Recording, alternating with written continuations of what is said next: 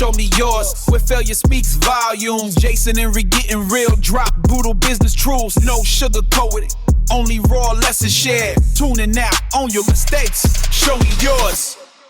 Hello and welcome to this episode of Show Me Yours. I am Rihanna Werner, your co-host, and I've got Jason. Hey, everybody. Welcome, welcome, welcome. As usual, I feel like I say this a lot. We have a treat for you. Almost every episode, it's always a treat. Maybe I should find another line.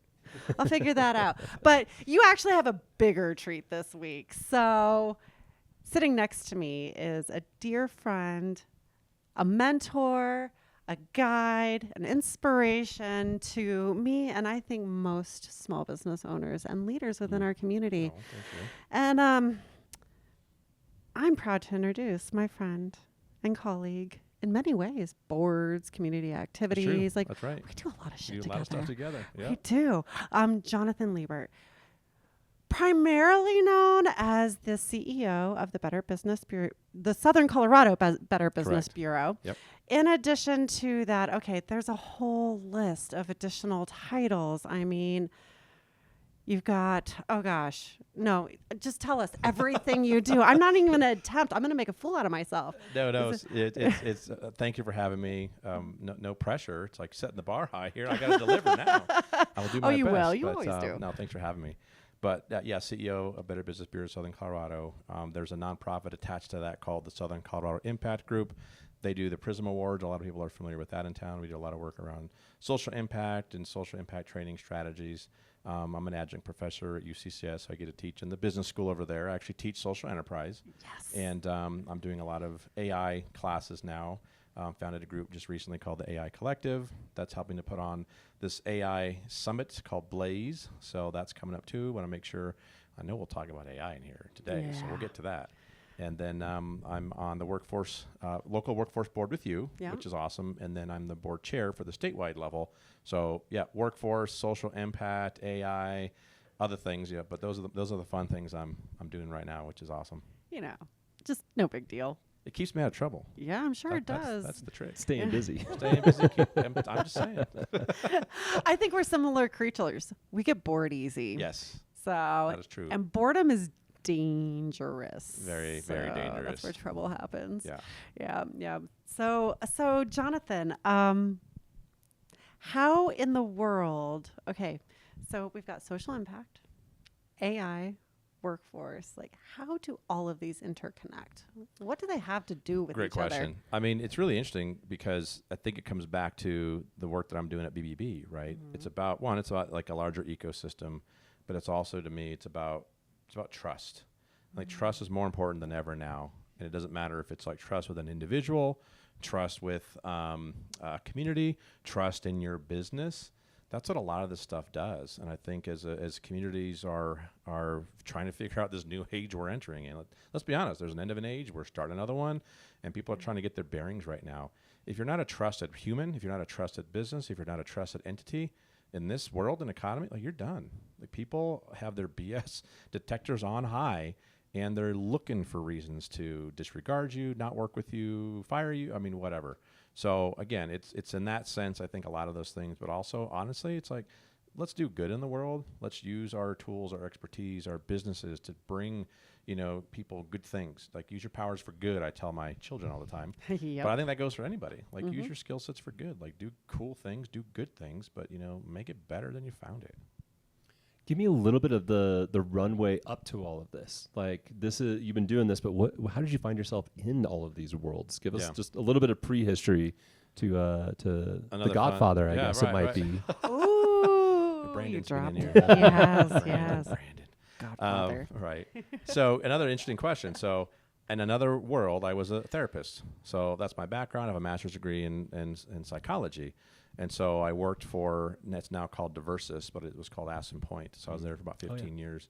And that was my deal. Like, I'm going to go help people and do therapy. And so I did that, and then got into more like the leadership side really quickly. But then more specifically, I learned very quickly. I was surprised. My parents were surprised. It's like, you know what, because they're teachers and psychologists and social workers. And I was doing that too.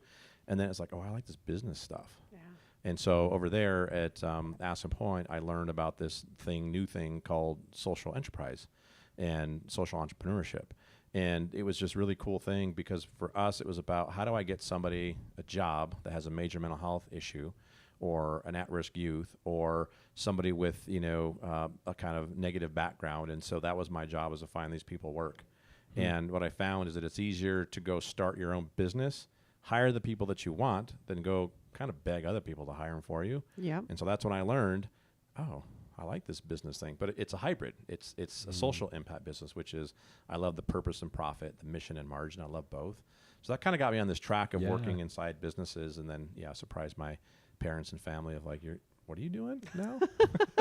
That's a big turn. Yeah, I guess that's a little bit. So that led me to BBB because that was a job I had after Aspen Point. So 10-year anniversary as of last month. Oh, wow. Congrats. Congratulations. Yeah, I didn't you. know that. Yeah, I forgot about it till. Speaking of which, I other thought day. I knew you pretty well, but I was listening to the podcast that you were on with Dirk Hobbs, Yeah. the Southern Colorado Business Digest Yeah. and Forum or something. Yeah.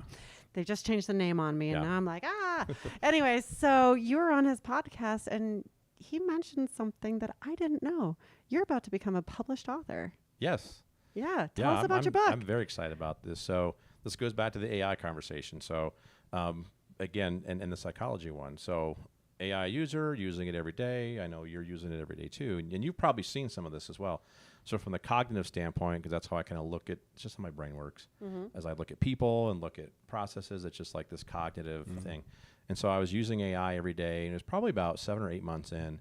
And I had this aha moment of, if you're familiar with this, it's a psychological concept of being in a flow state. Yeah. That's when you're hyper-focused, you're very productive, and you're happy. And so I was in this flow state one day, and as a psychologist, teaching this and talking about it, like it's not easy to get there or stay there. I mean, sports psychologists can make a lot of money teaching athletes how to enter these states. So I was using ChatGPT one day, and I realized it's like, holy crap, I'm in a flow state right now. How the heck did that, And then that got me thinking. It's like, well, wait a second. These are hard to get into. Now I'm able to kind of enter a flow state whenever I want because an AI helped train me to do that. And I'm like, well, what else am I thinking different? And so I started to notice some patterns around critical thinking skills. So this is what the book is about. Chapter 1 is about if you're using AI the right way, your critical thinking skills increase. A lot of people will say, oh, it's going to make you lazy. And it can if you use it a different way. And if you use it the right way, I saw all these benefits. So, critical thinking skills, the ability to discern lots of information and data, the ability to think kind of like an AI. Because as you're watching ChatGPT or Manus or Gemini kind of work and write things, your brain's learning from it. And it's starting to code like it in a sense of breaking down things and looking for patterns. Other people started. So I asked some friends who are using it every day. I'm like, hey, are you noticing like these 3 things? Like, I'm noticing that. And I'm noticing this and that. Have you noticed that too? And I'm like, oh my God, I hadn't thought about that. Yeah. So the whole book is really about how we're thinking with AI, how to use it as a thought accelerator and not just a tool. Most people, it's just another tool. It is. But if you're using it just for that, like you're missing out. You should use it as a thought partner, which will then get into the thought accelerator. And so the whole book talks about how to kind of think with AI, things I've noticed and things other people have noticed. And I'm starting to see a couple of things pop up in research where they're starting to research these things. It'll be interesting to see if I'm right or maybe I'm not. But either way, I had a blast writing it. It's so much fun. And it's being edited right now. The hope is that it'll be published here in the fall. And then I started writing my second one already. So AI is helping me figure out this stuff and lay it out for me. And then I'm just having fun writing it. So I got to ask, are you using the term like vibe thinking? Absolutely. Because that's like, right. We got vibe marketing, vibe coding, and then this idea of like vibe thinking and applying these same principles. I love it. That's super cool. Definitely. It's awesome. It's fun. Yeah. It's fun. Can I call dibs on a signed first edition? Heck yeah. Hey! Nice. Definitely. All right, Jason, what do you say? Yeah, I love it. All Let's right. dive in. We as you guys know, if you've been following along, we have introduced our third co-host, The Bucket, which is a finely curated series of questions for our guests. But today I changed up the bucket for Jonathan to drive us a little bit more down this AI conversation. Obviously, we love talking about failures and mistakes. And so we're bringing that theme in a little bit as well, but also looking at it from the angle of AI as well as business owners and what you see trend-wise. So we're going to let the bucket take over the show and see where this thing goes from here. So how concerned should I be about the third co-host here? I don't know. It can be a little... We'll find out. You're going to have to ask That's him. part of the fun, folks, right? All right, Exactly. So you might as well get in there let's dig in ask here. You know, while you're pulling your and number. See what happens. Oh, there we go. Okay. All right, you got it. All right. Okay, so this is a long one. Tell us about a time you had to deliver incredibly tough news to a small business you were supporting. How did you handle it, and what did you learn about empathy in leadership? You know, this is a good question, and I feel like not that we're kind of directly delivering tough news specifically, but it kind of seems to be like in general. This one definitely kind of takes me back to specifically like, you know, the COVID years when there's just all these things going on. People had a lot of questions, and it's been tough lately because from an economic standpoint, the economy hasn't been that great. So when I was getting questions in COVID, and now I'm starting to get them again, which is like, oh man, you know, hey, what do you see? What's happening? What can I do? Is there any money I can apply for, or anything I can go for? Do I qualify for this? And then just kind of telling people, no, everybody's dealing with this stuff right now. You got to think about this in a different way. And I think during COVID, we really wanted to make sure we were being empathetic to folks. And so we were very cognitive about that, because my staff were almost getting some secondary trauma from just hearing these stories come in during COVID where, Jonathan, I just got off the phone. This business owner was crying. Like they had to cancel their accreditation, and then they don't know how they're going to pay their electrical bill. And then if they can't pay that bill, it's going to turn the power off, and then they're going to be out of business, or they can't make payroll. Like, and so they're freaked out about that. I mean, so all these issues that we heard during COVID just popped up. And so we had to really make sure as a team, as a staff, one, that we were handling it well. But the second piece is that as an employer, you need to make, hey, how are you doing? Let me check in with my staff and just kind of let's talk through this, and what help do you need for you? Because some people were fine, some people were not, depending on the story. And so I need to make sure that they were okay, in addition to like, hey, what other skills can we kind of help you? But at the end of the day, the policy we really had was, you know, we got to be straight with people. One, we're the Better Business Bureau. We're objective. We're going to be truthful all the time, but also we're just going to be kind of brutally honest sometimes. Like, here's the answer, or here's the other thing. Unlike AI, sometimes don't make it up. If you don't know, then say I don't know. Exactly. Let me get back to you. Or, you know, in this town, it's great because for a lot of things too, we were able to say that's not what we do, but I know who else can help you. So we also made it a point during COVID to really make sure we knew what the resources were. Not my job normally, but I told my staff, like, I don't care. Like, it's our job today. So what are all of our other friends doing? And if we can't answer the question, figure it out and then point them in the right direction. And so we did a lot of like resource navigation during that time too, because of some of those issues and struggles people were having. Oh, yeah, absolutely. It's interesting you brought up the secondary trauma. My team carried that.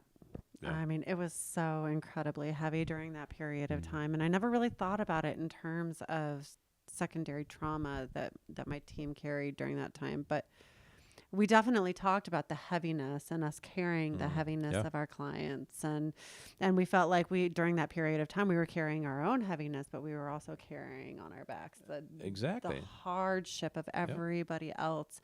And you're the messenger during that time. You have zero control. You're just sharing information and helping as much as you can. But oftentimes the little help you could give didn't do enough. It's not much.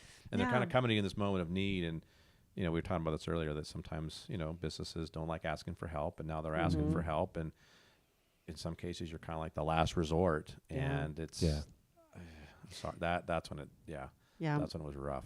It was Tell them there's nothing like you're asking for. It doesn't exist. I think people in our positions during COVID, we look back at that time and think, gosh, that's the hardest we ever worked. Right. And then, you know of a lot of people who have, a traditional job and stuff who didn't work a whole lot during COVID. But boy, I think that was the hardest I worked, the heaviest I ever felt. And it's tough being the messenger. Yeah. And it was just weird. Uh-huh. Yeah, weird. Yeah. All right. Well, let's go back to the bucket. That was like a deep one right off the bat. There's AI questions in there, I do promise. I did throw a couple other ones in there, but I'll choose wisely. yes, like you have any say I over know, it. right? Exactly. Let's see if we can find an AI one. Okay. Let's see. When did you realize a foundational assumption you had about AI was completely wrong, and what was the consequence? Oh, like every day. I was going to say, like this stuff changes like so much. You know, here's something that's interesting that I'll mention. Kind of going back to the therapy thing. I saw this research the other day from Harvard, and it said one of the number one things people are using this for, like the top 3 things, are all like, oh no. Number one is people are using AI as a mental health therapist. Yeah. What? And I never used it as a therapist because that's just not how my thinking went. But I was used it like as a business coach. That's worked great. Gives you good advice, right? Yeah. But what I've seen is that people are using it for mental health and for therapy, and that's not recommended. There's actually other tools. I've beta tested a couple of tools locally here in town of like, hey, Jonathan, would you check this AI therapist out? It's in addition to, you know, a human therapist, you know, and in a system of care and used right and well 24/7, like that's great. But I think it's that assumption that people have that, one, I can use as a therapist. No. And then number 2 is just kind of figuring out, you know, like your life and organizing it. I'm like, okay, that's not bad. But number 3 is the other one where it's really kind of weird. People are asking it questions about like their higher purpose.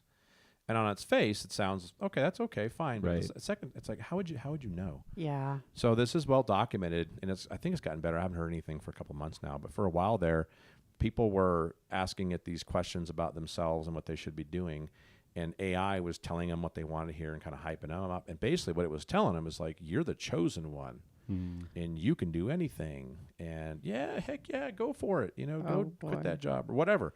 And just giving them like this really weird advice, but essentially on a spiritual or religious level, telling them they're the one. And I had a lot of conversations with people about that fundamental thing for a while there. Like, Wow. no, be careful. You know, be aware that this thing, it's super smart, but it's also algorithms at this point. Yeah. And it's looking for patterns. It's going to tell you what you want to hear, and so it's going to concoct this nice mythological story about you and connect symbolism to because it knows you well. Yeah. And it's going to tell you things that sound real. I had somebody that told me, like, Jonathan, I had a family member die, and it was, you know, kind of helped me get through the grieving process. And then it was, oh, by the way, do you want to talk to this person? Because I can talk to the other side. And Get out. and so they're like, well, maybe, and it didn't, and it messed Right. them up, you know. So yeah, you got to be careful with these tools. Absolutely. Don't ask it to be a therapist, and if it tells you you're the chosen one, stop So, it. so what do you find Wow. Yeah.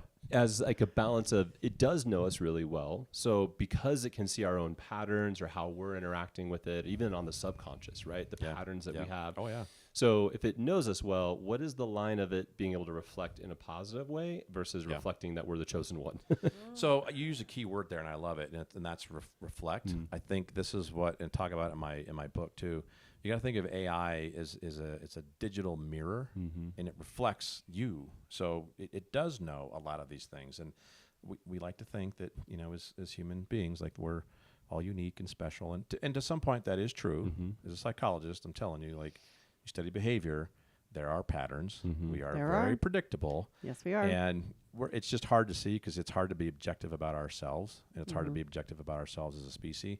Well, guess what? AI is not it's a new species, really. Yeah. So it can be objective about you, and it's not quite there yet, but it is going to see patterns. It is going to see stuff. And so if you think about it as a reflection of you, a digital reflection, it's going to be a lot of cases like a souped up version of, in a lot of ways, a better version, a smarter version. It's still you, but I tell everybody this, it's like whatever's inside of you, good or bad, it's an amplifier as well. So it's going to reflect the stuff back to you. It's going to amplify your goodness. It's going to amplify evil. It's going to amplify laziness, complacency. I mean, all those things. And so whatever it is, whatever you're using it for, it's going to like dial that thing up by a couple notches and still be fairly accurate about how you work, how you think, because there are patterns of this stuff. And it is going to know you really, really well, which is really good. And it can also be dangerous and used against you. Yeah. So be careful. Right. Isn't it interesting that we're talking about such a tech-based tool? I mean, this is the most techy of all tech that we've ever experienced in our whole entire life. I mean, in history. But here we are, in the core foundational aspect of it all just still boils down to humanness.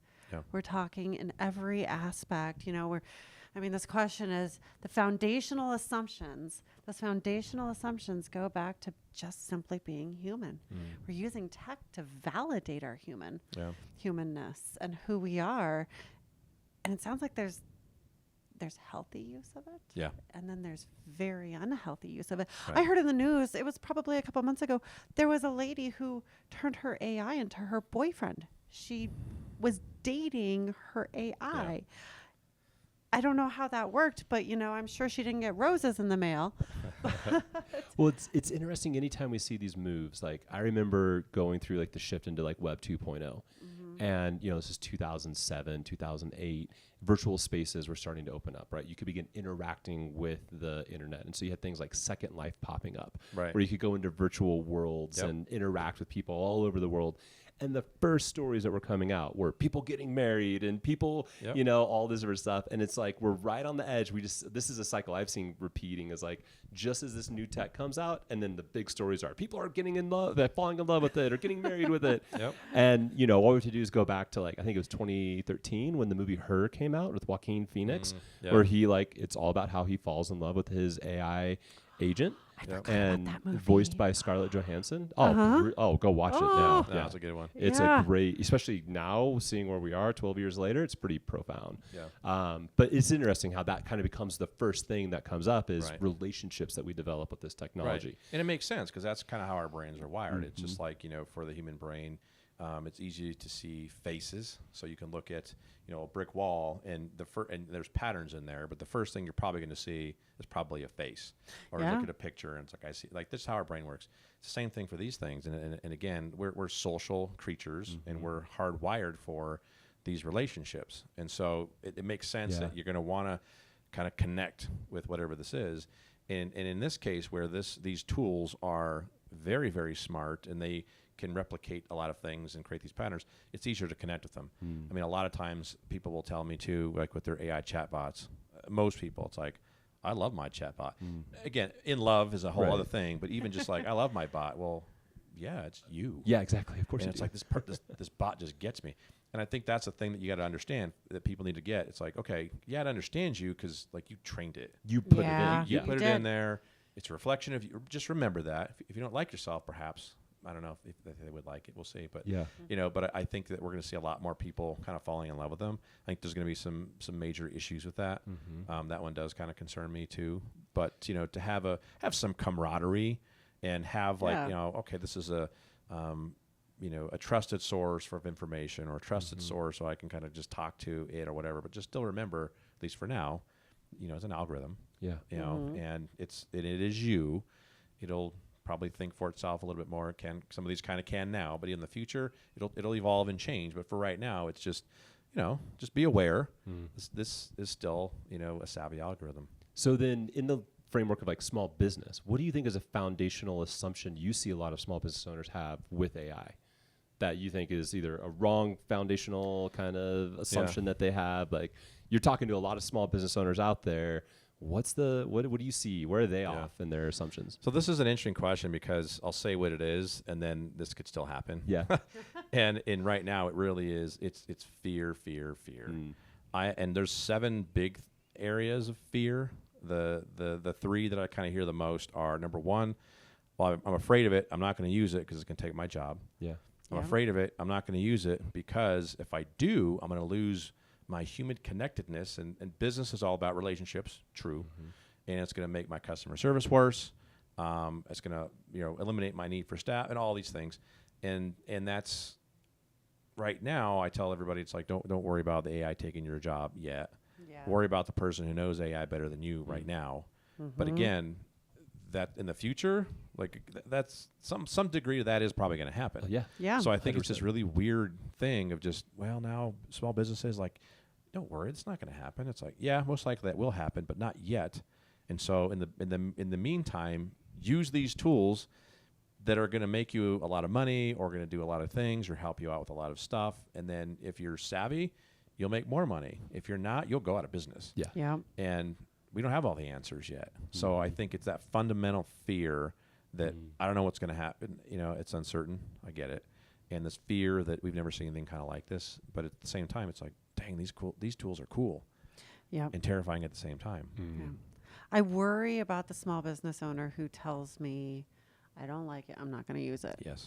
Those are the small business owners that I am the most worried about today. Yeah. The I don't like it, I'm not going to use it line tells me that they're not setting themselves up for success in the future. Right. I don't like it is fine all day long, but you still have to be willing to evaluate its capabilities to strengthen your business. Yeah.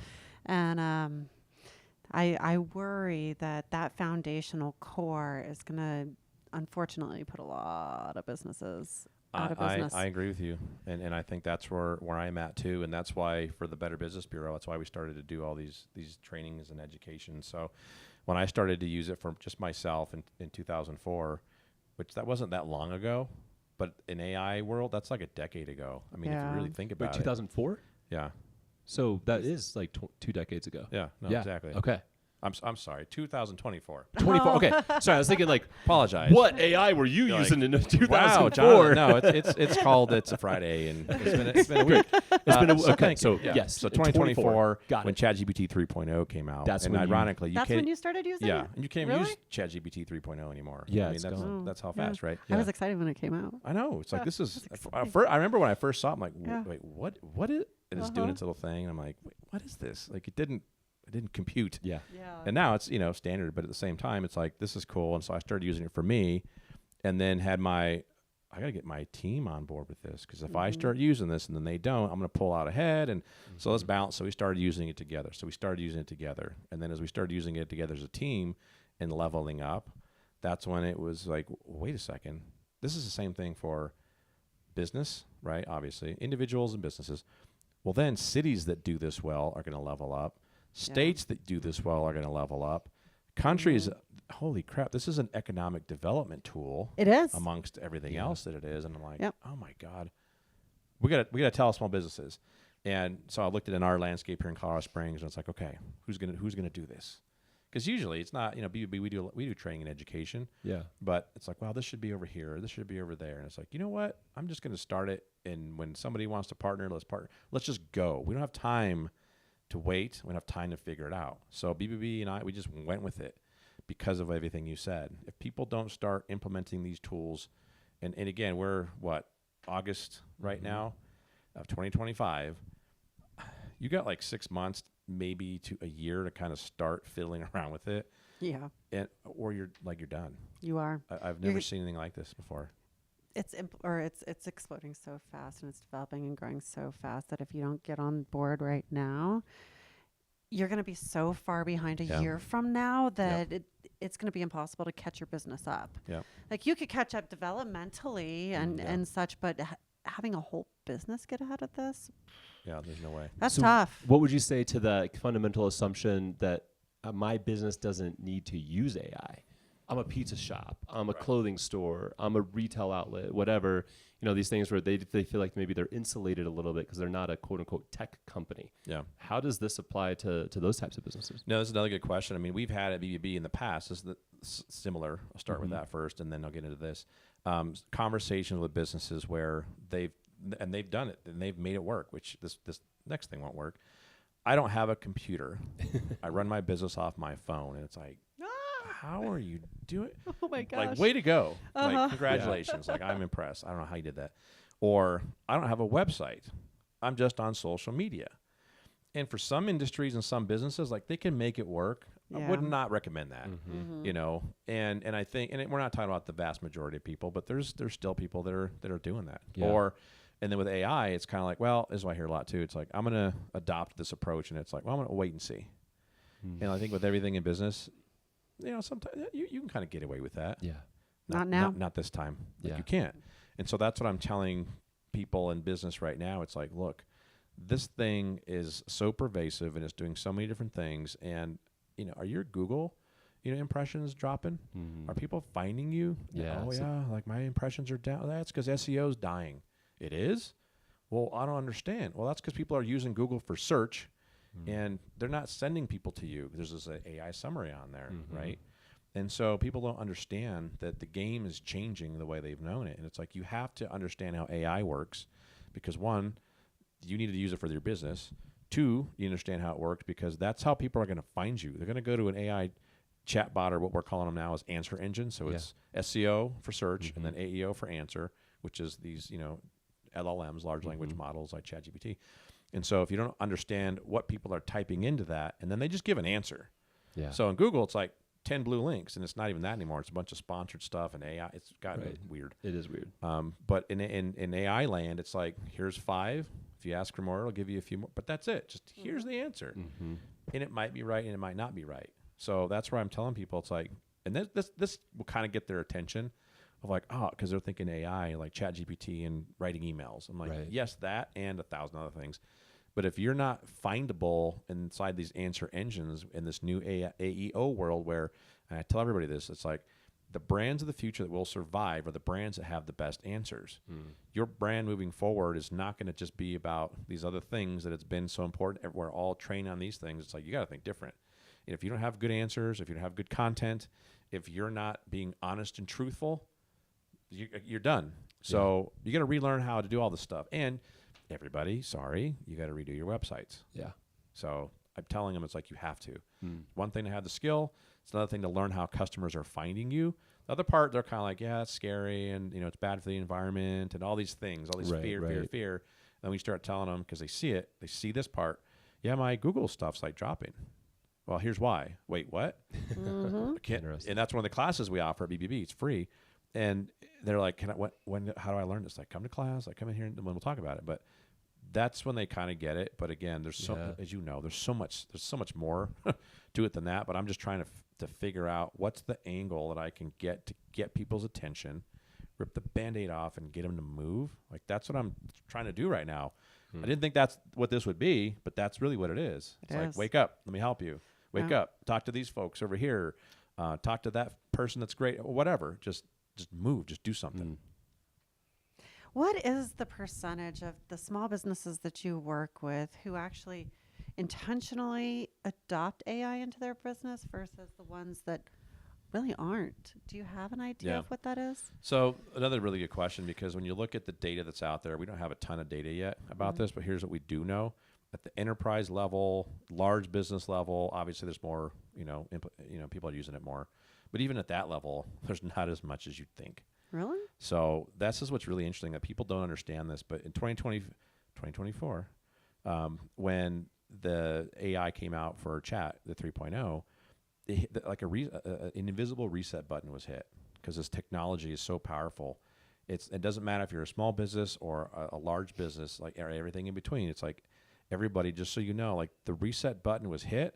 We all went back to zero, and it's a freaking race.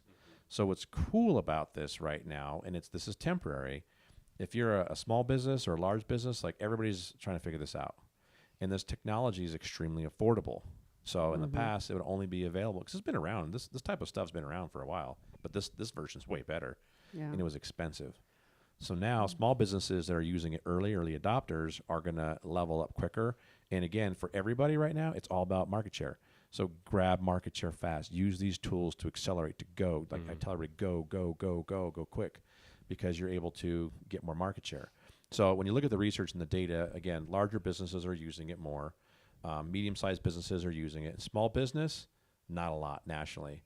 Nonprofits, like there's not even any data really. They're not using it, But I will say in this town, Colorado Springs specifically, like that's why I think we as a city are kind of banding together, and I think we're going to end up being this is awesome to me. It's like this weird anomaly for cities of our size and small businesses where we're going to have like a higher use comparatively everywhere else, because people just aren't doing what we're doing in this city. Well, we're spreading the message, and we have a plan, and we have a summit coming up, and there's things that are happening at the state level, and all these things about AI. But overall, like everybody's behind, and I would say in this town specifically, we're getting we're at the beginning of getting people to get onto this stuff. Yeah. So I would say 6 months ago, taught to everybody, come through classes, and it's like, no, I'm not using it. Now people are coming back for the second or third time to these classes, and they're all kind of using it now. So I went from, because I poll everybody at the beginning, and 0 people were using it 7 months ago. And now when I'm polling people that show up, whether they've been to the class or they're new to the class, I would say probably 70, 80% of people are using it. Now, that doesn't mean they're using it well. Right. Yeah. But they're they're using it. and that counts. That's all that matters. That's awesome. Yeah. But we got a long way to go. I'm in the in same terms boat of as this. you. I mean, Yeah. I've sat in a lot of your presentations, probably close to the beginning. And then, I've done a number of other things in the community, but that's interesting. I remember back at the beginning of the inception, you would see those hands, like a few kind of come up like, yeah, I'm using it, but I don't really know what I'm doing, Yeah. but I'm using it. It's like, yes. Yeah, you get the 2 or 3 in the room, and we're like high-fiving each other, like we're the cool kids. Yep. Now most are raising their hands, which They are. is encouraging. Yeah. Yeah. It is. Yeah. It is. So. The one thing I'm hearing now, because people are just beginning to use it, which is good, the thing that terrifies me that I'm hearing more of is, they'll say, hey, Jonathan, I'm using AI. Awesome. Yep, using AI, using it every day. Like, we're feeling pretty good about myself. And guess what else I've got? Like, what's that? I've got my AI guy or gal that's like my expert. It's like, you're doing what? And so this is the thing I'm trying to tell people now. It's like, please don't do that. But that's what we're used to, right? It's like, I've got my IT team or person. Oh. I've got an HR expert. Like an I've external got a AI? cyber expert. Oh. And that works. Hmm. Not for this. Yeah. If you want to have like a subject matter expert that'll help, push you and do some training or whatever, but to people are like, oh yeah, this is the person who's assigned, it's going to do it for my company. It's like, no. Everybody needs Everybody to be has to do it. If that's your smartest AI user, that's fine. Yeah. Have them teach you, train you, push you, make you uncomfortable, but everybody has to use it. And so that's a trend. I'm like, oh no, Yeah. no, everybody has to use it. You can't assign somebody to just do it for your company. Like, that's not how this works. It's not your IT Nope, person. nope. I think just in the course of this little conversation, we hit a bunch of fundamental assumptions. Like just even this one, right? That Oh my the goodness, assumption yeah. that True. you don't need to be the one doing it, that you can like bring on your young, I guess what would now be like a Z or an alpha would be like the early adopters age wise. Like they're coming in and they're the ones figuring out. Right. I've been watching like millennials getting Millennials right now challenged are on the like, I best. gotta adopt know new it the most. Yeah. Yeah. The millennials. Yeah. So, all right, let's go back to the bucket. Okay. Let's see what else All there right, is. Let's do it. Let's see what else we got in here. Okay. Question number 3. What are the key skills a business owner needs to develop to successfully manage and leverage AI? Ooh, is a good one. Ooh.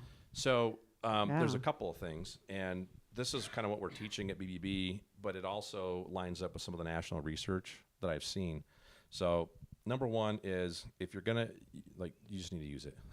So assuming that, right? Okay, what do I do? This is the question. Like, what do I do? Okay, you just need to start using it. Well, how do I learn how to use it? Well, 1, just download the free version and start talking to it. Yeah. Or come to an AI class that we're offering, or there's a bunch of stuff you can get that are there online, but you got to start using it. Number 2 is like, you got to poll your team. So your whole team needs to use it. So poll your staff. So when I started using it at BBB, everybody told me, I like 75%. They're like, yeah, we're good with this. And then 25% that were like, no, I don't want to use this. And then I polled them, and then it was really like 50% were like, hell no. 25% were like, and 25% were then like, yes. So they're telling my face yes, and they really were like, no way. But I never would have known that. Yeah. So I polled them anonymously, got some great data from that, and then we sat down and we talked about it at team meetings for like 2 months. And we went slow to go fast, and I was like, well, why? Well, here's why. And it's mostly fear and lack of understanding and education, and none of us had it. So we learned, and so that's the second piece that happens with this. Do it together as a team. A lot of companies are just, here are these resources and here are these tools and go figure it out. That doesn't work really well with this, because you only have some people do it and most people won't. But if you kind of learn together and show that it's okay to stumble and fail, because we're all learning together, your team will learn quicker. So you got to bring them along. Survey them, talk about it, get to the fears, and then bring them along. Then number 3 is where you work on your AI use policy. And the AI use policy is critical. What can you do? What do you want to do with it? What are you not doing with it? you got to be specific too. Yes, Yeah. you do. And then at the beginning of my policy, because we've had these conversations too, it's like, Jonathan's moving really fast on AI. Oh my God, are we going to have jobs anymore? She's going to, it's like, holy, that's a great question. No, I'm not going to outsource your stuff. Right. So on the very top of our policy, it says that we are a human-centric company. And then we define what that means. So you got to be clear with your team, like, what are we doing? Why are we doing it? And then that kind of will set the stage for you to kind of grow into it. Then you got to pay for it for your staff. Like you got Yes, you do. to make the right investment, do some research and all this kind of stuff. And then the fifth thing is you got to figure out your strategy to continually do education and training. That's just the first 5 key steps, just to start. Yeah. And then some ongoing at the end, of course, with training, but you got to do that in the beginning too. When you say, I want to go back to the very beginning, just get started, just use it. So for a lot of people hearing that term, just use it, well, how do I use it? What do I do? Yep. What's absolutely. that first step that you take? Download it, and then you set up your account, enter your email, your password, and you're staring at that chat. And you're like, okay, it's asking me to ask it something, but I don't know what. Which is awesome and terrifying because you get Yeah. this blank screen and it says in the little box, like, ask me anything. Yeah. And You're like- that's freaking scary. It's like overwhelming. I'm like, wait, what? I remember my first prompt. I'm like, Right. oh my gosh, so much This pressure. is a blank screen. Yeah. It's a blank paper. It's like anxiety. Yeah. You know?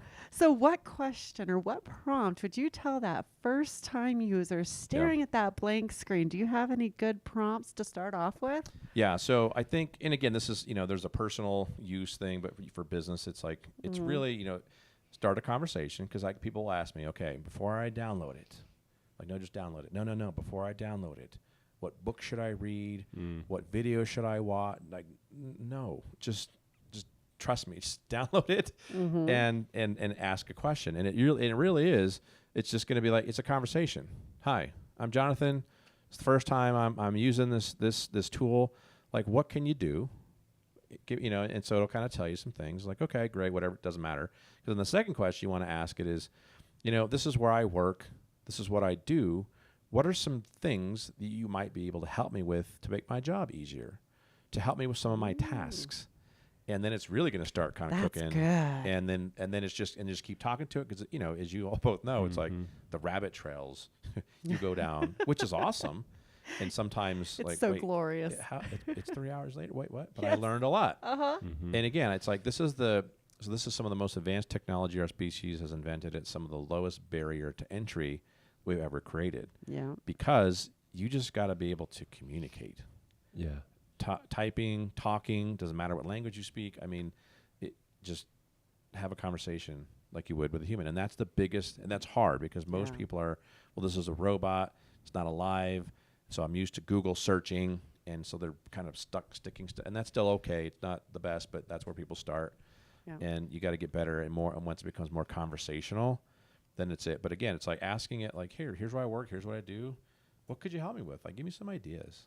And then that's usually where it just kind of takes them down the path. And it's 2 hours later. And it's like, whoa, that was crazy. That was crazy. Yeah. Yeah. Do you guys remember your first prompts? Yes. I Do remember you? my first one I did. I do too. Do you? Yeah. I don't remember my first don't? prompt. No. What was yours? So mine was, this doesn't know anything. Uh-huh. Yeah. And so I was like, I'm going to give this talk about social entrepreneurship in like a couple days. It's like, I bet you doesn't even know what social enterprise is. So write me a 3-minute speech because I don't want a long one to test it. Yeah. Write me a 3-minute speech on social entrepreneurship. Pretty generic because I didn't know any better. Yeah. But I did that, and then it wrote this 3-minute speech, and I was like, holy shit, it's not 100% accurate, but it knows what it is. That was my Wow. aha moment of like, oh, it Yeah. freaking Yeah. knows what it is. How does it know? Well, now I know, but at the time I'm like, that's pretty damn impressive because it got like, it was like 60% right, 65% right. Didn't sound like me yet, but at the same time, it's like, that's pretty good. Nothing else. That's a great template to how to introduce this topic. So it was like, no freaking kidding.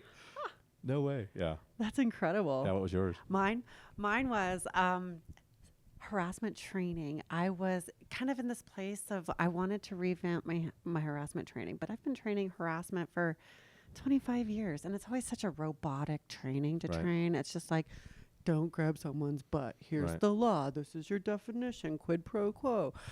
All of the things. And so I really wanted to shake it up. And so I had heard about this Chat GPT thing. I'm like, I'm going to test this thing. I'm going to see. And so I asked Chat GPT to give me some innovative ideas to integrate nice. into harassment prevention training. You guys. It came back with some great ideas. I was like, oh my gosh, I can Right. actually make this training not boring. And I did. That's and awesome. actually, some of the stuff from that very first prompt, I still use in my training today. Oh, wow. Yeah. That's yeah. impressive. Yeah. Yeah. He killed it for me. Good old Bob.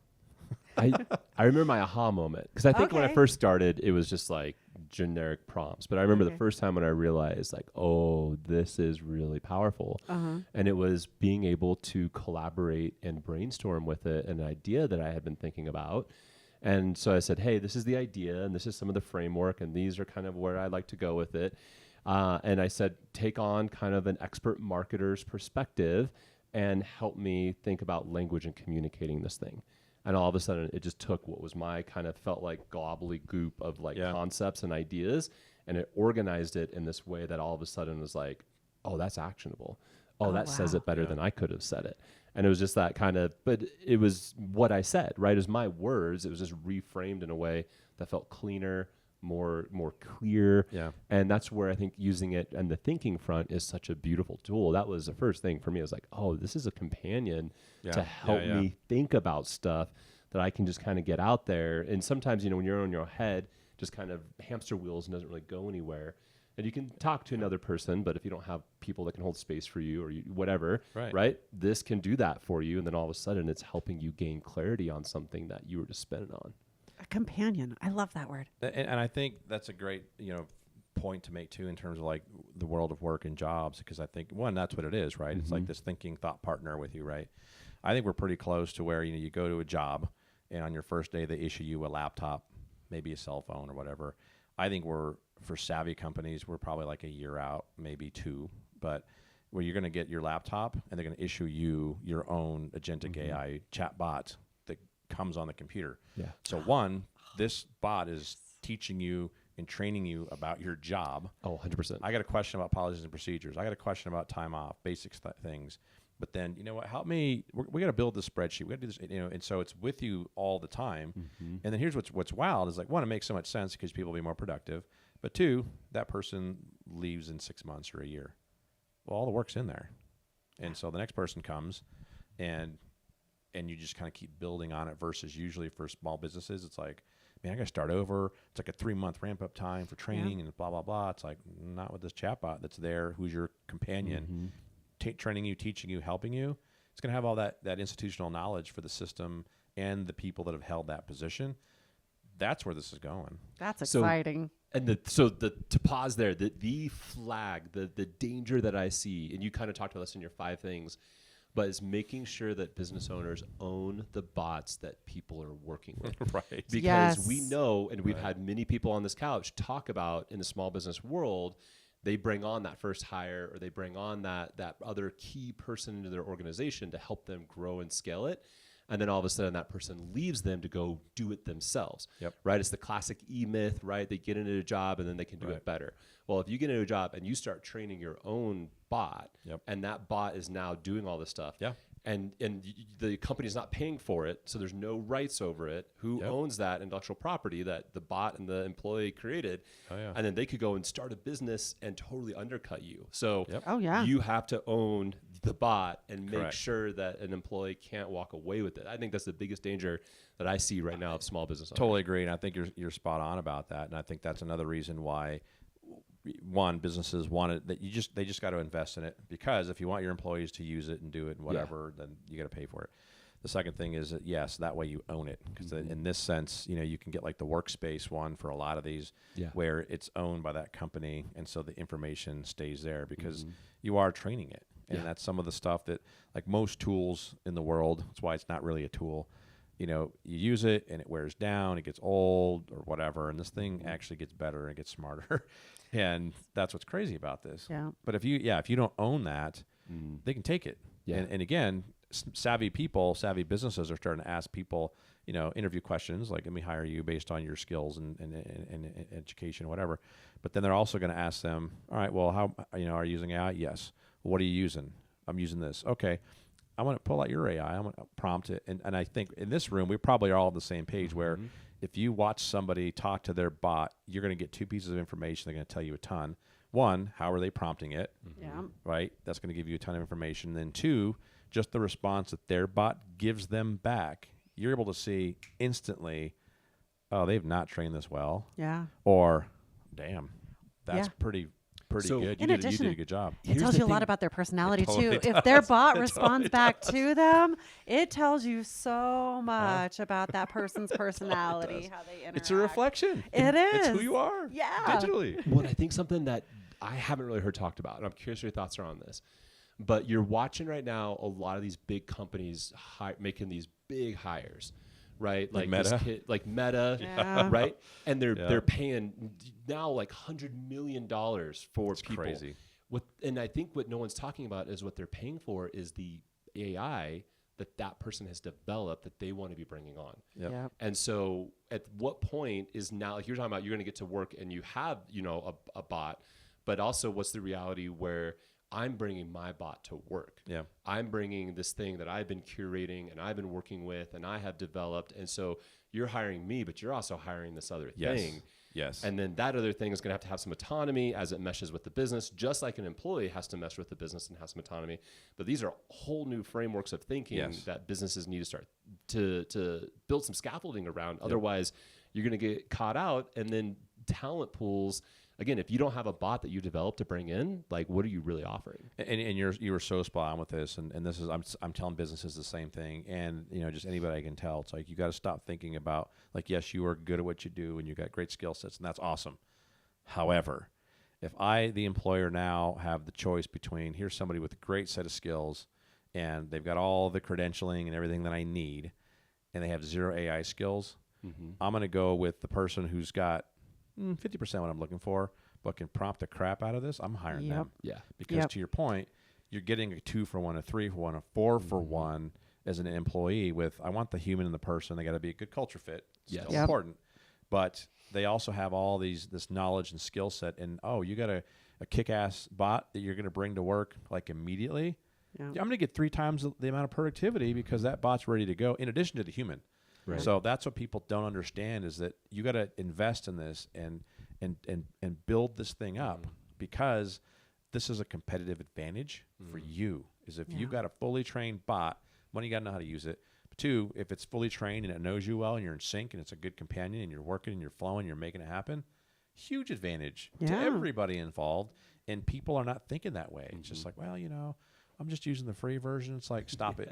Yeah. Just spend $20 a month. Don't go to Starbucks a couple times. Like, come on. Yes. So- Well, because again, what did Twice. we learn in Web 2.0? Yeah. Right. Twice. And Well, like Web case- 2.0, sorry, just want to say this really quick. no, like no. Web 2.0 taught us if it's free, you're the product. Yeah. Yes. And so I think that we have to see the pattern of how these companies like have used the free Right. models, and the same thing's happening in AI. So if you're going to have fear, like be fearful of the free model because you're the product Yeah, at that point. that's the one. Drop the $20 and then get it and use it, and don't be the product anymore. Use it for what it is. And I But think anyways. telling people that Yeah. you're lucky it's $20. And there's a $200 one, but that $20 version that we all use, it should be way more than that. Yeah. And I'm happy right. Yeah. where it's at. Don't but listen. Yeah. Edit Open that air. part out. Don't. Yeah. Yeah, it's interesting because you're talking about choosing between the 2 people, and a really good example is we were looking at a bunch of reports that Manus put together for me, and I think it was Manus on this particular topic put together at least 8 to 10 reports, all of which are anywhere from 20 to 40 pages each. If Manus probably took about 20, 30 minutes to put it all together, including the second batch that I ran today, right? 20, 30 minutes to put all of this reports, which is extensive research and data and, just numbers everywhere and different geographic regions. It's extensive. If I would have had an employee without any AI skills, highly intelligent, even graduate from Harvard University, right? Extensive research and, research skills. They can write the reports. It would take them months to put together these reports. months and months and months. And I would have paid, I don't want to know how much I would have paid for those reports to be assembled. So I will never choose that option when I can spend, I mean, with Manus, it's nominal dollars every single month and it's 30 pennies. minutes max to have the data and the information I needed in order to move forward. It only makes sense. So to your point, you know, you've got this highly skilled individual with no AI skills, and you've got this less skilled individual with AI skills. I'm with you. I'll choose the AI skills any day. It's going to save time, energy, and a ton of money. Yeah. Yeah. Absolutely. Let's get one more AI question in here. Let's This is do so it. fun. There's some other good ones Let's in see there. if it's an AI question, right? If it's not, skip it. Let's Okay, just we'll go back keep to up with the theme. to the well No here. singing. All right. No, you don't want it. You don't want me singing. All right. Share a time when you received harsh criticism or feedback that initially stung, but ultimately proved to be incredibly valuable. That's not AI. Skip not- it. yeah, Let's move on. That's like we want to get to the That sounds like good an stuff. interview question that I would ask. It does. It totally Behavioral does, yeah. interview. Okay. Jason works in an HR firm. What can I say? We kind of talked about this one, but Okay. there's probably more to add. How do you balance the fear of being left behind with the fear of investing in the wrong AI technology? Let's talk about this. Oh, that's a good. That's a good that takes one. us to the next level there. No, love it. Okay. So, and again, I think, the fear of being left behind versus, investing in the wrong AI technology. I mean, the thing for me is that it's so affordable that, and I've talked to 2 people in the last year, and that's it. And by the way, on my BBB AI classes, I ran the numbers the other day, and since January, I've trained like 1,500 people already across Colorado. It's like, holy crap, no kidding. But and of the 1,500, I've only had 2 businesses tell me, well, I screwed that up. I made the wrong investment. And I'm thinking, I'm like, oh, you spent hundreds of thousands of dollars. Oh, what did you do? Well, yeah, I spent $7,000. And it's like, okay, that $7,000, don't get me wrong, is a lot of money. Yeah. But in what we're talking about here, Right. that's nothing. Yeah. You screwed up and you spent $7,000. Yeah, we screwed up royally. Not really. This is a non-issue. yeah. I mean, it's like, that's the worst you did. Really? Now, granted, with all the tools that are out there now, you could spend $10,000 or $20,000 probably pretty quickly. But at the same time, it's really about, I think, the issue to me is about wasting time. So if you it's less about, because again, I think the question is just like, fear of investing. So I think the right question with this, when we're talking about investment, to me, it's less about the money. It's more about the time. The wrong investment means you're screwing around and you didn't do it right or be strategic or think through it. And so you invested the wrong amount of time into this. Yeah. If you invest the wrong amount of money, it's not going to be a lot and you can recover. But if you're screwing around, not using it well and not being strategic and you're wasting time, I think that could be catastrophic. That's the issue to me. That makes sense. So it's kind of like wasting time because when I think about the AI landscape, obviously it's so vast. We've been talking a lot about things like just chat and prompts, but then you've got the video side of things and what you can do from video production. Yep. Then we've got like the workflow side of things and like the actual like JSON prompting, not JSON, but the JSON prompting, where you can like actually code prompt and like start designing websites and like all of this other technical piece that does require some technical knowledge. I think that's one of the things I've seen for the people that feel like are pretty far ahead on the AI front. Like they know coding, so they know how to vibe code with it and they know how to do some of this stuff. So where do you feel like with the vast landscape, where is the time investment important right now? What does someone need to, if they're going to learn, right, besides just using it, and they're going to actually learn about AI, where should they be focused on? So this is, again, a really good question. And what I tell people is that there's a couple things to this. Is like, one, and nobody likes this answer, but it's like, sorry, again, honest truth of this stuff. If you're not spending an hour a day playing around with this stuff, you're screwed. Yeah. And I don't have an hour a day. Well, okay. Worst case scenario then, this is the worst case scenario. You should spend 2 hours a week, at least. That's like the minimum. Yeah. And I got people that are like, well, maybe an hour a month. It's like, whoa, you're done. I mean, so I think the first thing is like really making sure you're scheduling time to play around with this stuff. Now, here's the other thing too. It's like, because people ask me this question, like, Jonathan, how do you keep up with all the AI? It's like, newsflash, I don't. It's impossible. Yeah. So I tell her, just let it go. Like, don't freak out. Don't have the anxiety. You're never going to stay caught up with this. Just don't worry about it. So what you got to focus on, or this is my rule of thumb, one, what are the tasks I'm trying to do? So there's all this video stuff, and it's like, and I'm dabbling in it, but I don't need it yet. So I'm playing around with it because I need to stay relevant with it. But then I'm going to come up with this idea. Ooh, you know what I want to do? I want to build this. Well, then I'm going to really learn, because having a specific ask with a specific product with a specific goal will help you make any of this stuff work. Yeah. Yep. So the thing that you need to help the most with, start there. So if video's cool to you, but you don't really need it, something with Excel or spreadsheets, go into the spreadsheet thing and figure out how, and ask questions about how I'm trying to do this. Here's what I want to do. Because having an end product result, that's going to get your brain working, and you're going to start thinking like AI, which is the key to a lot of this stuff. You got to think with this stuff. Yeah. But again, when it comes back to how all this stuff kind of works and how you're trying to integrate it into your life, I tell myself this too. My other rule is this: if I hear about a new product 3 times, then I look at it. Because there's new stuff all the freaking time. There is. And in the beginning, you're probably there too. It's like, oh, new product. This is like 2024. Cool. I'm going to go look at that, spend some time. A week would go by. Then a new product comes out. Oh, that's cool. And I have time. Not anymore. There's like 6 a day. Yeah. So I gave up testing them all. If I hear about it 3 times, and it comes across my feed, or somebody tells me, hey, have you heard about this tool? That's the 3rd time. Okay, cool. That's my sign. I'm going to go. Then I'll look at it. Yeah. So you can't keep up with it. But if you're not spending time, structured time, being strategic, you're never gonna. I'll have time later. No, you won't. No, you won't. There's my other thing we can talk about. My mantra with all this, which is busy is the enemy of strategy.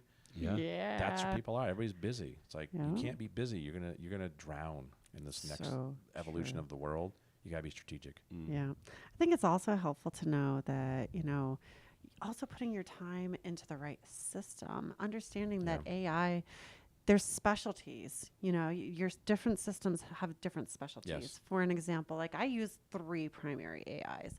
I don't just stick with ChatGPT. He's kind of my generalist. Yep. Yeah. Right? And that's exactly perfect for what it does. Yeah. It's kind of good at everything. Yeah. He gives me a little bit, but then if I really need to go into the data, no, actually the big rabbit hole of a really big, meaty, juicy project, it's Manus all day long. But then I also have Perplexity. Perplexity has always been like my go-to for research. It's great at sourcing information and reliable information, whereas ChatGPT is not always very reliable when it comes to sourcing information. Oh, yeah, exactly. I'll still do that. Perplexity is a lot less. So, you have your primary tools, and I think a lot of individuals need to understand their job, what they do, and what tools will complement what they do. Like your AI tools are way different from mine. We still have, some similar ones, but oftentimes you're talking about AI tools and I'm like, oh my gosh, like, what was the one we were talking about the other day? Oh, I forget. Anyway, but you use, heck, this podcast is fully edited with AI. Yeah. I mean, it's a machine learning tool that can do all the jump cuts and That's kind awesome. of really save a lot of time to be able to do that. It feels a little bit more machine learning. It's a little stretch to call it AI, I think. Oh, okay. But that shows how like AI probably wrote some code Yeah. that then could do some machine learning on just how to pick patterns and just kind of the trickle down effect. It can be very basic, but then also it can be very advanced on that front as well. But I think depending on the one thing I find is the clarity around what you need or what you're trying to get done will direct the types of tools that you need. Yeah. And so for me, sales and marketing is a totally different tool set within the AI space than what you might need on more like the coding side of things, or what you might need more on the research side of things. So there's like knowing that is really important, I think, to start things off, to start the process of what do you want? What do you want it to do? Yeah, absolutely. I remember seeing, didn't you put a list out of AI tools and what their specialty was? Was it you or was that Pikes Peak Community College? Probably community college. Yeah. We're actually working on some of those things too for like Better Business Bureau. What I want to do even locally or at the national level is here's some of the tools that, and not that we recommend them, but just here are some of the tools that are safe, and safe being defined as X, Y, and Z. Yeah. So, because that's another question I get a lot. It's like, well, should I use this tool? Like, does it work? Is it cool? It's like, who cares if it's cool or if it works? Because a lot of the stuff coming out of China works and it's cool, but it's not safe based on privacy and this and that. So you got to be, you got to ask different questions about it. You helped me when I was first evaluating Manus because I got I got added in as a beta user for Manus, and so I was really excited and reached out to you, and you're like, how are those terms of service? Right. And you took the terms of service. Privacy policy. Yes. What's the terms of service and the privacy policy? And you ran it through your chat GPT and said, give me the summary. What are the red flags? What should I be looking for? And then you sent it to me. And I'm like, okay, I can handle that. I can handle that. It seems pretty reasonable. Okay. I think there's a few things I'm like, but I guess it's kind of standard. Right. It was used with caution. It was. Yeah, but it wasn't a no. Don't use it at all. Yeah. Exactly. But I think that's really helpful in the way you went about doing that. I learned a lot from that. And now I do that regularly. Yeah, exactly. I do it all the time. Any new tool, because there's a million. Yeah. It's like, all right, check this tool out, chat, mine, and now it knows. It's like, it gives me a green. Yeah. It gives me yellow. We use a caution or a red, like do not use this. There's no privacy policy. It's stealing your data. It's sending it to these servers that are not in the estate or whatever. Yeah. And it's like, well, yeah, I'm not okay with that. But again, at least you know, and you can make a strategic, informed decision. Yeah, exactly. Yeah. Absolutely. Okay, not a bucket question, but one that I'm curious about. Will you adopt a AI wearable in the next year? Yeah, good question, and absolutely. Yeah? Absolutely. What are you most excited about, like on the wearable front? I'm excited about, so when Johnny Ivey went to go work with OpenAI and Sam Altman, I mean, they're developing some, what the rumors are. Yeah. This is freaking cool, and terrifying. Right. That's how most of my stuff is. It's like, it's awesome and terrifying. But again, it's like, absolutely, yes. I mean, there's going to be a lot of functionality. We're going to see a lot of these things. They're already with us all the time with our phones, but in a more, I think, pronounced way. I think I'll be excited when there's stuff in my glasses. Yeah. And some of the tech that Google's working on with that is really freaking cool. But I also, this made me think of this too. I learned another term the other day. It's called cognitive security. Have you heard of this term? I hadn't heard of this either. And so what they talk about too, it's like you need to learn AI for your business and for the future, everything else. This is a great term. I'm going to start using this more. It's like you need to learn AI for cognitive security. What cognitive security is all about is you need to understand how AI works so that it can't be used against you. So, and that could be scams. That could be a whole bunch of other things. Yeah. But if you don't understand how the technology works and how to spot some of this, and it's getting harder and harder. But even so, like you can kind of process and think like that's not possible, or that doesn't make sense, or the physics are off, or whatever. Cognitive security is when you understand AI well enough to know when it's being used against you in a nefarious way. And that's going to be really important for all of us in the future. So, new term I learned the other day. That's a good one. Okay, excuse my ignorance. AI wearable. So tell me more about that. I guess I don't know much about the AI wearable. So you mentioned glasses. Would it be more like a smartwatch too? Or what does that look like? The three categories that I've seen is glasses with a camera. Okay. So constantly recording and being able to process the information, be able to do live streaming, being able to actually see a feed on the inside of the lens. It's seeing what you're seeing. It has a speaker, so it's talking to you. It can listen. It's recording every conversation. So it's basically just watching you throughout your day and tracking everything that's going on. Wow. So, and Meta seems to be they're doing a lot of work on that front. They at least have a product that's in the market. It's being used. It's being talked about. You're starting to see it. The adoption's pretty low on it, but there's that category. The other one I've seen a lot is just like a microphone that you can wear. The biggest company that's made a splash here is Friend. I don't know if you've seen them, but friend.com. Yep. They spent like $4 million just on the domain to have friend.com. And it's a little disc that's like a necklace that you wear. And it's listening, and then it texts you through your phone. So you're talking to it through your phone as like a text thread, but it's like listening to the conversation, and it's like, what did you think about like what Jonathan said? It's like a little friend that you're interacting with. Gossip behind your back with AI. Exactly. That's dirty. And now it's cognitive security. Is that what you said? Yeah. Like this idea that now all of a sudden you won't know when you're being recorded. Yeah. And you won't know when your words are being put into someone else's AI and all that, right? So just that type of security thing. And then I think the third one is like watches, right? And the piece of how AI is going to come into the watch front. But from a medical front, the wearable thing seems to be making huge movements. Even the government's really I mean, I heard some stuff like in the next few years, they're saying this stuff's coming online. They want everyone to have a wearable to track, health and whatnot, and some of the advancements that can come through there. And then, I think glasses. I mean, Zuck said something crazy like 3 or 4 billion people wear eyeglasses already. And so, right, we're all wearing them. So it's like that's the easiest place of adoption of getting people to wear glasses. So I don't know. That's what I see on the wearable front. And if you really want to kind of freak yourself out, I think it's season 2 of Black Mirror. There's an episode, you might have seen it, where it's called the grain. Yeah.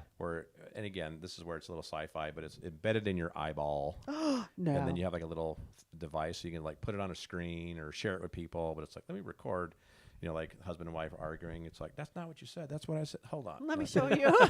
And then play the video back, and it's like, but it's all the memories. Wow. And that's what, Ivy's developing right now with ChatGPT.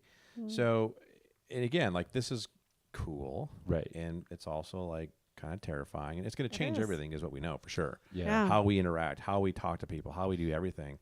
We're probably, people already now are probably recording more than ever because they've got all these, whether it's Otter or there's things you can put on your phone, you can wear them. I mean, all the recording devices are all over the place, and they're going to be everywhere. Because again, everybody's already doing it. Some of those note takers into those meetings were like, deny, get out of here. Yes. I love my note taker. I hate notes. That's the worst part of my profession. Right. Taking notes. But when you have just AI turn on all the time and your glasses are aware, I mean, that's where it's going. So be careful what you say in the future. Yeah, exactly. People should be anyway, but now you're getting recorded. We covered some great ground as we kind of start to think about landing the plane. I feel like you've already given some great advice, but where can some small business owners continue to get some resources? Talk about the summit coming up. I'm going to be there. I'm super excited about it, but give us just a little bit of insight as to what's percolating for you right now. Yeah. So again, I always tell people this because these are free classes. So Better Business Bureau of Southern Colorado, we're offering them. I'm teaching most of them. So go to bbbsc.org. Okay. That's the website. So we'll link it in the show notes. Southern Colorado. Check that out. There's 3 classes in there. Okay. The first one is Introduction to ChatGPT. So it's just like basics. Here's how you prompt it. Here's how you use it, etc. Class number 2 is Harnessing Generative AI for Small Businesses. I think you were in the beta for that one in the original one. Yeah. And so that's really kind of the fundamental, beefiest one that I'm teaching all over the place now. And then the third one is more advanced, but it's called Beyond Google, which is like this SEO versus AEO. So it's like, how do you redo your whole webpage now for this AI-driven world around these answer engines, and how do you optimize it for that? So these classes are free. I teach each one once a month. But then what I'm telling people is usually in life, you can come back and do a class once a year. Not this stuff. Like you should at least come back at the very least, probably like every other month, maybe once a quarter. But if you want to come back every month, the curriculum's always changing it. So I'm changing the curriculum probably for each class 2-3 times a week. I mean, it's absolutely insane how it's always different. So keep coming back. So one, take classes, even if they're not BBBs, take them online. There's a bunch of good free stuff. Take classes and then keep taking more, because a lot of people are like, I took a class 6 months ago and I think I'm good. It's like 6 months ago, that's like 2 years ago. Yeah, that's dead. It's useless. So take classes, do that. But the other thing too is the summit, the AI summit that's coming up on August 15th. And so Better Business Bureau, we partnered with Brandon Eldridge and Pikes Peak SBDC. So there are partners in this. And again, the whole thing is what I noticed, and this is why we started teaching classes too, and then decided to do a summit. The summits, there's a bunch already. Yeah. They're really expensive, like thousands of dollars. And then 2, it's like, well, that's great. However, what they do is they teach directly to enterprise level people. And it's like one data scientist to another data scientist. And a lot of these, it's like, look, I get most of this stuff, but a lot of those, it's like, okay, you're speaking English and I don't know what you're talking about. Or, okay, I get what you're saying. That's cool. I don't know how to implement that. Like, that's interesting, but I don't know how to do anything. So this summit is specifically geared towards small businesses, and it's geared with, and all the presenters, we got some great presenters lined up. It's specifically geared towards, I want it to be fun, interesting, no jargon, and be specific with tools that you can use like that day or you start using them tomorrow, so that it's relatable and it's useful. Cool. Because it was one data scientist to another. That's cool. That's great. That's interesting. But that's not going to help our small business owners. Like they're relying on us to kind of decipher this information for them and bring them things they can use today. It's like you all, three of us, like you'll go to that data scientist, convention and then bring this. Like, okay, cool. Like message received. Yeah. Here you go. So that's what this is really all about is actionable things for them that they can use like tomorrow to get better. That's what it's all about. Love it. So yeah, Blaze AI Summit is the name. And I'm excited. It's going to be fun. We're going to have a blast. I'm looking forward to it as well. Yeah. Wow. Whew. I got some work to do with my AI now. I know, so do I. I'm thinking about, that's a good idea. ideas. Like now I got to go pick out a new pair of glasses. Do some shopping. Right? Brian will love that. All right. Well, Jonathan, thank you. Yeah. I appreciate you, my Thank you. friend. Yeah, thanks for having me. Helping out our community. It's just inspiring that there was a need in our community within, filling the AI gap and creating interest and buzz and education around it. And although it may not have been your specialty or even, your business market or plan, but here you are. You stepped up for our community and helped lead the charge in probably making the Pikes Peak region a leader in the nation. So Trying to. That's the plan. It's like we can all do this together, and that's going to push our economy forward. So, we're all in this one together. Well, thank you. Yeah, thank you. And then, just joining us on Grandma's couch. Thanks for having me. This is great. Yeah. This is fun. So, everybody, Jonathan Liebert, the one, the only. Please follow him. Join in on one of his AI classes. Make sure that you immerse yourself in AI so you don't fall further and further behind. Rewatch this podcast or re-listen to this podcast because it's chock full of really important information, especially if you haven't had the courage to jump into AI. But that's a lot to do. So one little step at a time. All right? Absolutely. All right. So we're going to go ahead, as Jason says, land this plane, and we're going to wrap up today's Show Me Yours. Jason, Jonathan, thank you very much, and we'll see you next time. See ya. Bye. Bye.